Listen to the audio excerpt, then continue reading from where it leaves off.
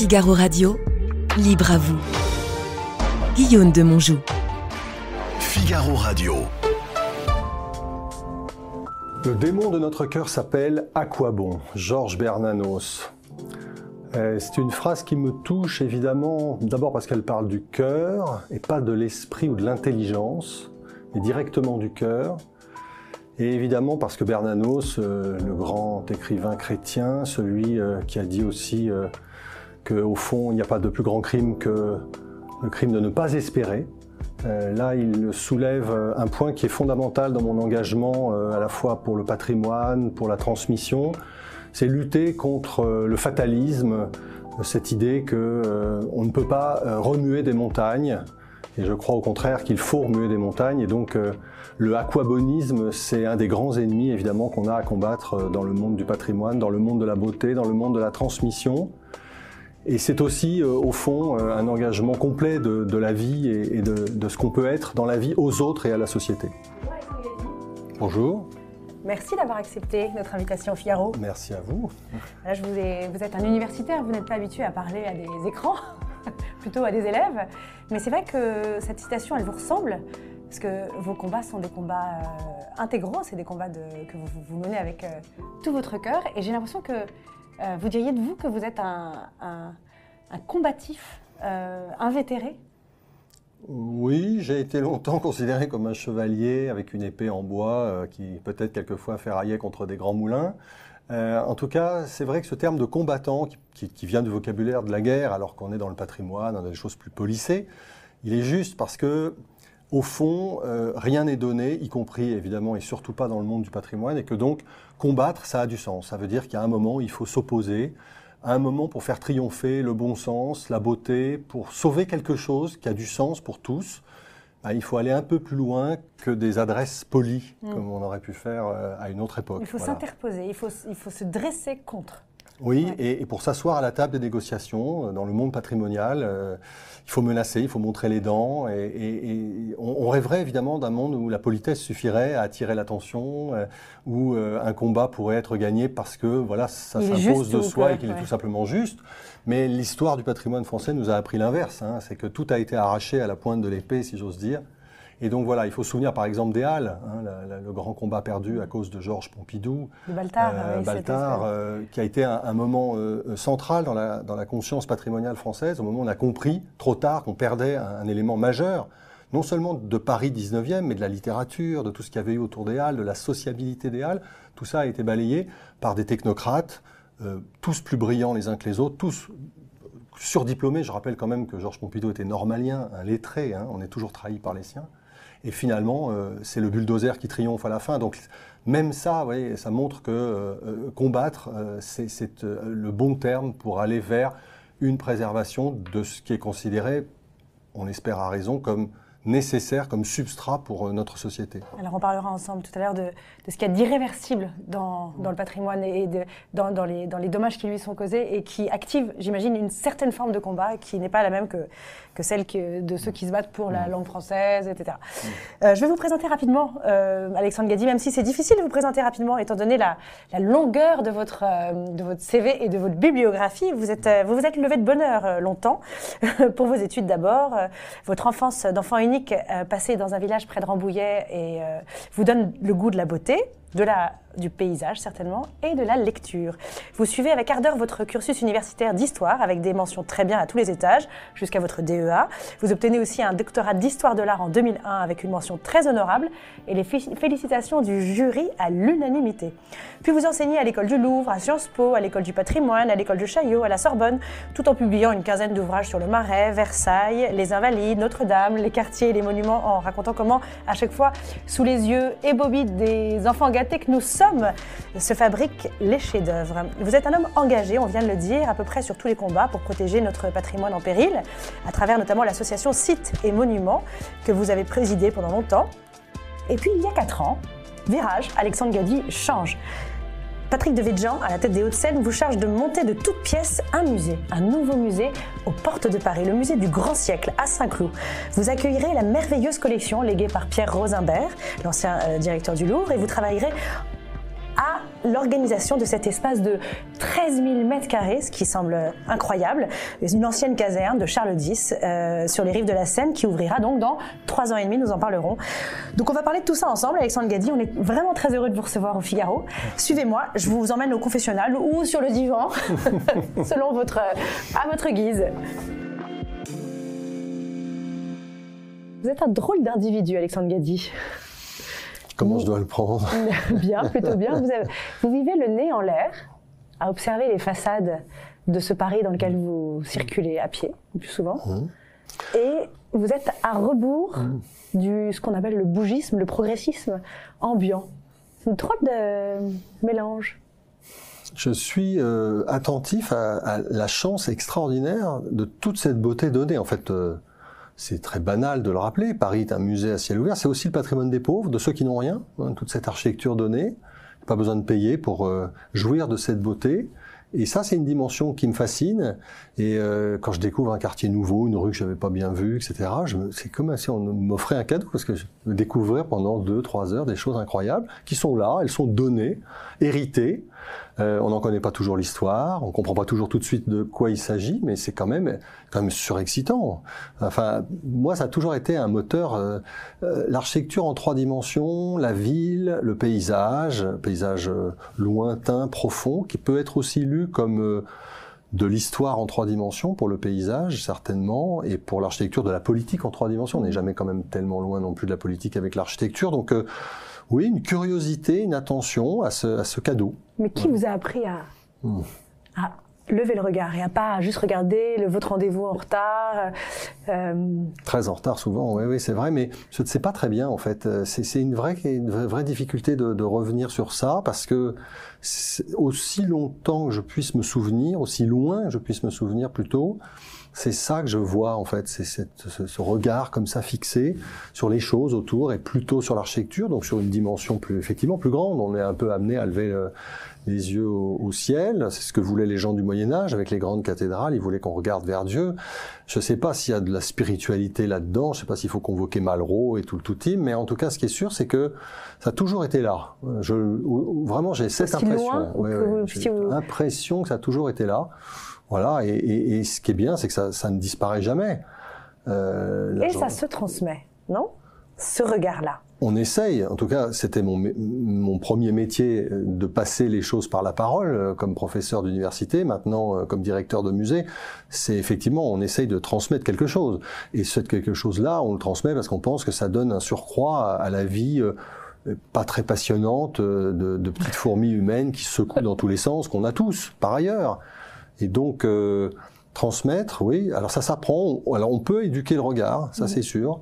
Et c'est vrai que de ce point de vue, on peut trouver dommage que l'école française ait fait si peu pour l'histoire de l'art. Qu'on commence à enseigner depuis une quinzaine d'années maintenant. Il y a une inspection de l'histoire de l'art, il y a une épreuve facultative au baccalauréat. Enfin, on est loin d'une discipline structurée qui commencerait à la petite école et qui irait jusqu'au baccalauréat et qui formerait, comme l'ont très bien fait nos amis italiens depuis presque un siècle maintenant, les enfants à la beauté. C'est une question centrale au fond. Bien sûr, on sait qu'il y a des choses nécessaires, il faut se nourrir, il faut se soigner, mais enfin, et la beauté dans tout ça, comme aurait dit... Oui. Alors, première remarque, vous parlez de l'enseignement, la transmission, comment l'école pourrait éduquer, comme les petits Italiens par exemple, qui eux rentrent dans les églises, qu'ils aient la foi ou pas, qui rentrent dans les églises comme dans un endroit familier. Et nostro, c'est à nous. C'est le leur, voilà. Ouais, et ils sont prêts à se battre aussi pour ça. Ils s'approprient beaucoup plus leur patrimoine, leur culture. Elle est encore totalement le prolongement de leur quotidien. Et qu'est-ce qui, à votre avis, Alexandre Gady, dans la modernité, met le plus en danger le patrimoine architectural? Est-ce que c'est le manque de goût de nos élites? Est-ce que c'est le désir d'efficacité? Est-ce que c'est le goût d'exister? L'écologie qui impose ses lois? La faiblesse de l'État? Que sais-je? Alors c'est multifactoriel, et vous en avez cité un certain nombre. Moi, de mon expérience à la fois dans le monde associatif et maintenant que je suis dans une autre administration que celle qui était mon corps d'origine, qui est le corps des professeurs des universités, ce qui me frappe, c'est au fond que souvent on est un peu comme dans les quiproquos entre amis. C'est souvent un malentendu. C'est-à-dire ? Je veux dire que beaucoup de choses qui se produisent et que nous déplorons dans le monde du patrimoine, ça vient de gens qui croyaient bien faire, mais qui n'ont en fait aucune idée de rien. Et qui sont dans un chemin qu'on leur a appris, et ils ne voient même pas la possibilité que ce chemin, à un moment, dévie. Voilà. Et ça, c'est assez désespérant. Et en même temps, on voit très bien cette logique qui est à l'œuvre de quelqu'un qui fait correctement son travail, mais qui ne voit pas les choses. Voilà. Et ça, moi, c'est ça qui m'intéresse. Et j'essaye toujours si je peux, à ma modeste échelle, d'envoyer une petite piqûre pour dire là, peut-être qu'à ce moment précis, on fait très bien les choses et donc on provoque une catastrophe. Et est-ce qu'on peut ouvrir une porte et tout d'un coup sortir ? Ça, je crois que c'est fondamentalement la mère des batailles, c'est l'absence d'idées, qui vient aussi de l'absence de curiosité. Vous pouvez mettre un autre mot à la place d'idées, l'absence de quoi ? De vision, de profondeur de champ, de curiosité et de capacité de se projeter dans autre chose. On n'a jamais fait autrement. On peut peut-être réfléchir à faire autrement. Donc c'est une fixité. Et il y a une forme on déroule quelque chose qui est écrit, voilà. Et ça, c'est insupportable. Ouais. C'est encore autre chose que l'aquabonisme. On se pose même pas, on dit même pas à quoi bon faire autrement. On voit pas qu'on peut faire autrement. Voilà. Donc ça provoque pour moi, je sens ça provoque pour moi beaucoup de catastrophes, indépendamment des problèmes classiques. Faut pas cacher que la promotion immobilière, faire de l'argent avec la beauté, ça reste aussi un facteur aggravant pour le patrimoine, bien sûr. Et c'est comme si on était un peu... Là, vous voyez, j'ai reçu une annonce, une réclame pour proposer de dormir une nuit dans l'Opéra Garnier. Je vois les enceintes de Vialet à l'entrée de l'Opéra Garnier. Est-ce qu'on est condamné à perdre peu à peu ce qui faisait que ces lieux-là étaient des abris aussi d'une sorte de prédation commerciale ou pas ? Alors ça c'est une vraie question. C'est pour ça que j'ai été très opposé et malheureusement finalement je me suis aperçu que j'étais un peu seul dans l'affaire des publicités sur les monuments historiques, parce que ça rapporte de l'argent. Voilà, c'est la phrase. C'est pendant les travaux très souvent, non ? Oui, mais regardez. Pour financer les travaux. Oui, bien sûr. Mais regardez un espace comme la Seine. Oui. C'est provisoire pendant les travaux, mais sur la Seine qui est un site de l'UNESCO, il y a toujours des travaux. En ce moment, c'est le Louvre. Ensuite, c'est l'Institut, puis c'est la Monnaie, puis c'est Orsay, puis c'est le Grand Palais. Il y a toujours. Donc, on a transformé la Seine en espace commercial malgré le niveau de protection le plus haut, qui est celui de l'UNESCO, qui n'a pas de conséquences juridiques, mais enfin, qui est quand même la reconnaissance d'un patrimoine de l'humanité. Et donc, là, pour moi, il y a une forme de désacralisation. On a eu le palais de justice où se rend la justice au nom du peuple avec un téléphone d'une marque japonaise. On a des églises avec des yaourts ou des soutiens-gorge. Bon, ok, ça rapporte de l'argent, mais il y a quand même fondamentalement un problème de dignité. Pour moi, là, il y a une limite qu'on a un peu perdue, cette limite de la dignité. Donc d'une cohérence, si on va plus loin, dignité, cohérence. Cohérence, respect de quelque chose qui n'a pas le même système de fonctionnement que la société dans laquelle nous vivons, qui ne pense que par l'argent, que pour l'argent, qu'avec l'argent. Et ça, aujourd'hui, s'arracher de ça, c'est difficile. Vous faisiez allusion à cette publicité pour une maison qui loue des appartements par roulement aux touristes, dont on ne citera pas le nom. Elle a fait plus fort que l'Opéra Garnier il y a quelques années. Elle a profané les catacombes. Qui sont un lieu, en effet. Un lieu qui est un lieu où on a enterré le peuple de Paris, qui vient du cimetière des Innocents. Ça s'est fait à la fin du XVIIIe sous Louis XVI. Ça se visite grâce à la ville de Paris qui l'ouvre, c'est rattaché au musée Carnavalet. C'est un lieu de respect, de mort. On se tient bien. Et au lieu de ça, qu'est-ce qu'on voit ? C'est qu'on pouvait gagner une nuit dans les catacombes. Mais qu'est-ce que ça peut bien vouloir dire ? Une société qui a à vendre une nuit commerciale dans des catacombes. C'est très préoccupant en réalité. Merci Alexandre Gady. Je vous propose de retrouver notre petit questionnaire. Alexandre Gady, questionnaire sans détour. Êtes-vous un déprimiste, comme on le dit de Houellebecq ? Non, mais je suis un optimiste sujet à des crises de pessimisme, éventuellement. Avez-vous ce souvenir de votre premier émerveillement esthétique ? Je crois, à moins que ce soit une reconstruction évidemment de la mémoire qui joue toujours des pièges et des tours, mais pour moi c'est une sortie scolaire, et je rends hommage ainsi à l'éducation nationale, en CM2, donc je sais pas, 9 ans, 10 ans, à Rambouillet. Non pas le château qui est assez vilain, comme disait déjà Marie-Antoinette, mais dans le parc, la laiterie, construite justement pour la reine par Louis XVI et ses architectes, et qui est cette grotte quasiment au naturel dans un bâtiment d'architecture, avec ce choc d'une sorte de rocher au naturel, enfermé dans une architecture à l'antique merveilleuse. Et là, il y a une espèce de puissance. C'est une pièce qui est deux fois grande comme celle-ci. Mais voilà, là, il se passe quelque chose. C'est le sublime, comme on disait au XVIIIe, qui vient chercher le sentiment profond du spectateur et qui le monte tout d'un coup au-dessus de lui-même. Voilà, je pense que c'est ça ma première très forte image enfant de la beauté. Qui a éduqué votre regard à la beauté? J'en sais trop rien. Et je dois dire que c'est toujours prétentieux de dire qu'on s'est fait tout seul. C'est jamais vrai. On est fait de rencontres, on est fait d'enseignements, de transmissions. Mais je dois dire que ce regard-là que j'ai développé, je pense que je l'ai développé comme un enfant un peu paniqué, un peu perdu, qui a fixé autour de lui un certain nombre de choses dans cette banlieue où je suis né, qui était très belle et très champêtre, et qui aujourd'hui est une succession de villes dortoirs toutes plus sinistres les unes que les autres, avec ce qu'on appelle la conurbation. Et donc, cette transformation de ce monde merveilleux, c'est une France qui mourait dans les années 60 et qui est devenue cette Île-de-France, cette banlieue au mauvais sens du terme. Voilà, elle appelait quand même le regard de quelqu'un peut-être qui était curieux, qui se demandait pourquoi, au fond. Avec un pourquoi peut-être un tout petit peu teinté de peur, d'inquiétude. Ouais. Toujours cette idée qu'il y a quelque chose de tendu, que peut-être les choses sont fragiles. Voilà. Et qu'il faut les défendre. Alors, vous avez beaucoup observé un élément d'architecture, les croisées de fenêtres.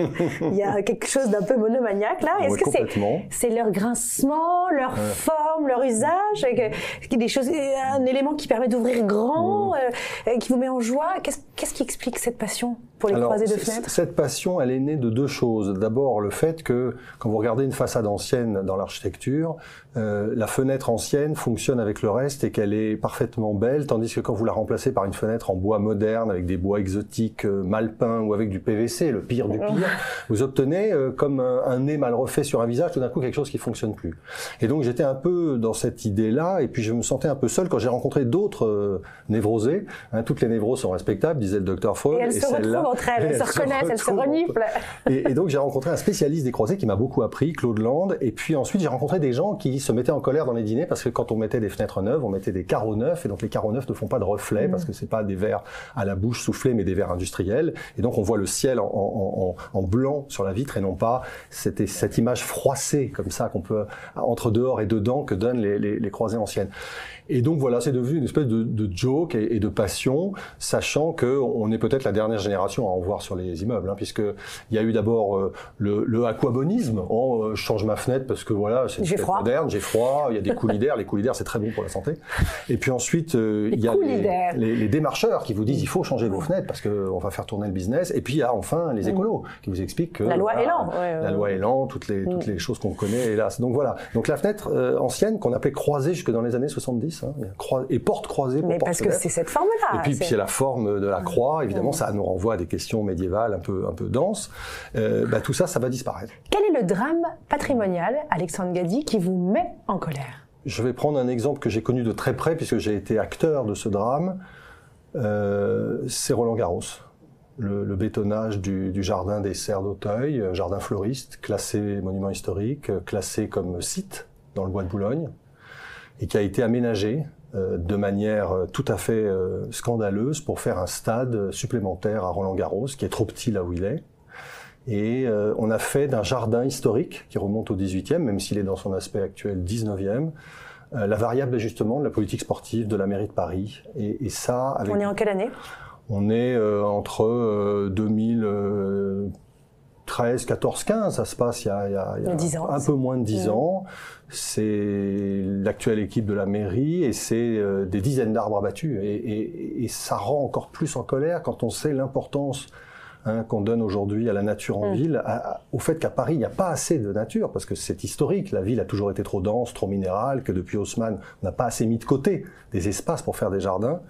Et de voir qu'on a, pour le sport, si respectable soit-il, au lieu d'adopter une solution qui serait... Pour un mois de sport par an, pour un mois de sport par an, au lieu de chercher une solution dans une logique de décentralisation qui devrait être plus à l'œuvre dans cette région capitale. Ailleurs, plus loin, etc. Comme sont les cours de tennis en Angleterre, aux États-Unis, dans les grandes capitales du Grand Chelem. On a voulu rester comme ça, collé au bois de Boulogne, et ce faisant, on a encore abîmé un site tout à fait extraordinaire. Donc, grande colère parce que il y avait des solutions en plus alternatives qui étaient chiffrées, qui montraient qu'on pouvait vraiment faire autre chose, et donc déception que là il n'y ait pas eu une vraie écoute démocratique pour un projet, pour un contre-projet. Existe-t-il un défaut qui vous handicape, et si oui, comment le contenez-vous? Un défaut qui me handicape, il y en a tellement. Vous commencez. C'est difficile, mais l'exaltation peut-être, la difficulté de rester calme. Et modéré devant l'injustice, par exemple. devant la fraude, devant la triche. Au fond, ce qui serait peut-être une forme de naïveté. Alors, c'est pas grave quand on est naïf, quand on est jeune. Plus on vieillit, plus les gens se demandent si c'est pas de la crétinerie. Mais je dois dire, ne pas se résoudre et se mettre en colère à plus de 50 ans, ça paraît un peu curieux. Au fond, peut-être ne pas être assez bien élevé, je ne sais pas. Il y a un moment où dans la société, ça peut être un obstacle. Mais en tout cas, voilà, arriver à se contenir et à dépasser sa propre colère, ça, c'est un travail de tous les jours. Oui. Dernière question, Alexandre Guedy. Qu'aimeriez-vous qu'on retienne de vous après votre mort? Pardon, hein.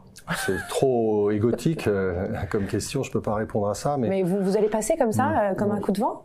Pas comme, l'essentiel de l'humanité, oui. Les cimetières sont remplis de gens irremplaçables, mais je dirais, il a essayé. Voilà, il a essayé. Alors Alexandre Guedy, vous nous avez apporté quelque chose qui est un livre. On vous demande d'apporter un objet fétiche pour vous. Je comprends que pour vous, l'objet le plus structurant et fondamental de votre vie, c'est probablement le livre. Oui. Et ce livre-là, lequel est-il? Qu'est-ce que vous avez choisi?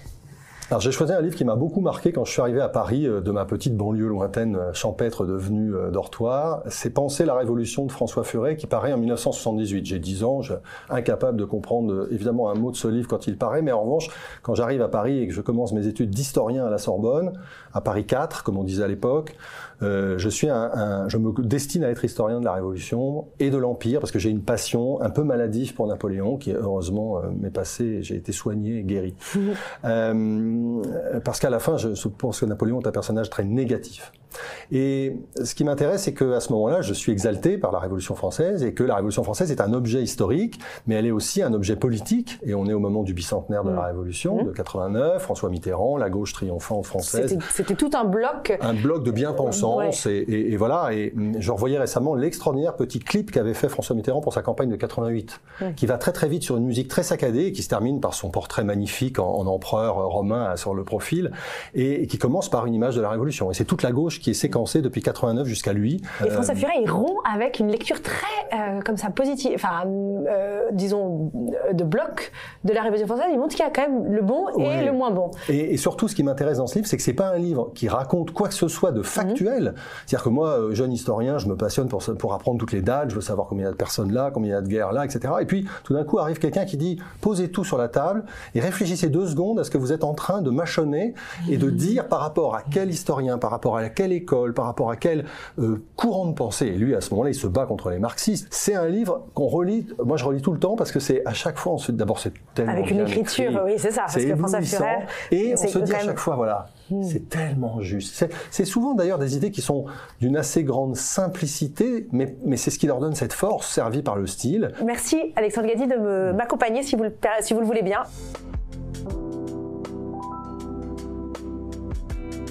Alors vous qui êtes à la tête maintenant d'un futur grand musée, le musée du Grand Siècle, grand musée du Grand Siècle, il faudra dire le petit musée du Grand Siècle, l'ambitieux musée. Voilà, on a trouvé, dans 3 ans et demi, il va naître.